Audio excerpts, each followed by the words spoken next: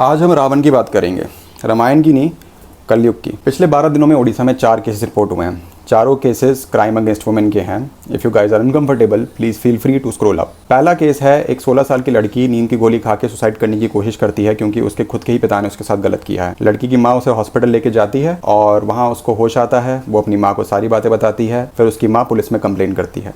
गांव वाले लड़की के पिता को पीटते हैं। पुलिस आके पिता को अरेस्ट करके लेके जाती है और अभी केस रजिस्टर्ड है पॉक्सो एक्ट के अंडर। दूसरा केस है गोपालपुर बीच का, जो ओडिशा का एक फेमस टूरिस्ट स्पॉट भी है। वहाँ पे एक कपल एक सेक्लूडेड प्लेस पे जाता है जहाँ पे 10 लोग ऑलरेडी प्रेजेंट होते हैं। वो लोग पहले लड़के को अलग करते हैं, उसको बांध देते हैं। फिर 10 में से 3 लोग लड़की के साथ रेप करते हैं। क्राइम के बाद फिर वो उस कपल से पैसे भी छीनते हैं। वहाँ से कपल डायरेक्टली पुलिस स्टेशन जाता है और केस फाइल करता है। This is a case of sadistic and anger rape. Boyfriend के सामने ही लड़की का रेप हुआ है। तीसरा केस भी इसी दिन हुआ था जहाँ पे एक 17 साल की लड़की को पेड़ से लटका हुआ पाया गया। She was raped and murdered.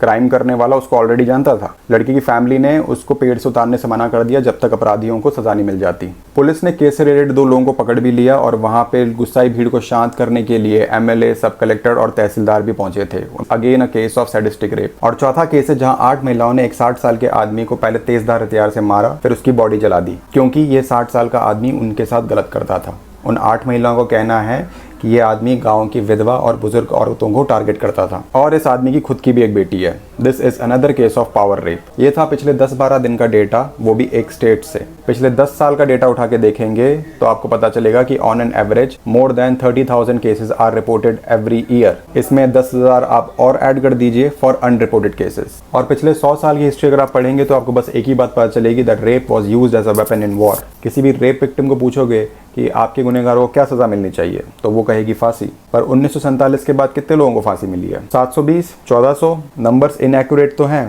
पर कम भी हैं। अगर आप सोचें तो पिछले 10 सालों में कितने लोगों को फांसी मिली है? 2012 का निर्भया कांड, 2020 में फांसी मिली उनको। और जो लोग साल 2000 के बाद पैदा हुए हैं उन्हें तो निठारी केस के बारे में पता ही नहीं होगा। So I would request Gen Z people to go and read about the Nithari case. You will find 4 words: child rape, murder, necrophilia, cannibalism. 2005 या 2006 में हुआ था वो केस। 20 साल तो हो गए, अभी तक उसको फांसी की सजा नहीं मिली है। सो पहला प्रॉब्लम तो यही है कि हमारा जुडिशियल सिस्टम हर एक इंसान को अपना केस रखने का, अपना डिफेंस रखने का मौका देता है। For example Ajmal Kasab. सालों से हम एक ही नोशन फॉलो करते आए हैं कि भले ही 10 गुनहगार छूट जाए पर एक निर्दोष को सजा नहीं मिलनी चाहिए। और तीसरा रीजन, दुकान भी तो चलनी चाहिए। जितने ज्यादा क्रिमिनल्स उतना ज्यादा पैसा कलेक्ट होगा, सब में बटेगा। Police and court are suppose to use the law to protect the people, but it is not happening. I would end this reel by saying, girls, I am sorry. I know for the fact that if you're attacked by someone in power with money or someone who knows the system well, you have to live with the fact that your culprit is still breathing.